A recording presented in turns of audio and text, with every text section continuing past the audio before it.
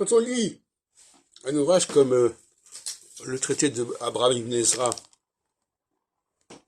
qui a été, il n'a pas été imprimé, c'était pas encore l'impression, mais enfin, il a été écrit au XIIe siècle, on s'aperçoit que nous avons affaire à une astrologie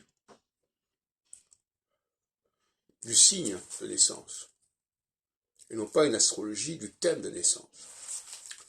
Je vois par exemple celui qui sera né en lui, c'est-à-dire le lion, son corps sera beau et vermeil. Celui qui est né dans les fins, etc. Bon, donc, il y a bien cette idée d'être né sous un certain signe. Et cette idée d'être né sous un certain signe ne correspond pas à l'idée d'un thème natal. C'est d'ailleurs une idée très générale. On est né sous un certain signe. Donc là, on voit que déjà, au XIIe siècle, contrairement à ce que disent certains qui croient que l'idée d'accorder de l'importance au signe de naissance est une idée récente, ce que laisse entendre, je crois, Serge Brémorel, enfin, si j'ai bien compris, quoi, qu'il a peut-être évolué là-dessus. Non, on continue à penser que on pouvait être né sous un certain signe. D'expression est exactement celle-là. Celui qui sera né sous ce signe.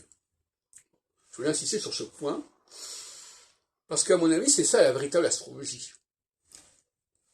C'est l'astrologie, alors on va dire que c'est l'astrologie populaire, comme le dirait Arnaud Decker dans son ouvrage contre l'astrologie, mais en réalité, c'est la véritable astrologie. Et l'astrologie du thème natal, c'est une astrologie divinatoire. Disons les choses clairement. C'est de l'astromancie.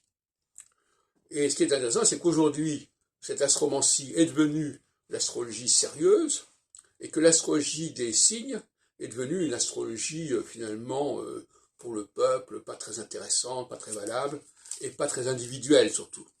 Et on retrouve le fameux débat, est-ce que l'astrologie doit être une astrologie individuelle ou bien une astrologie collective?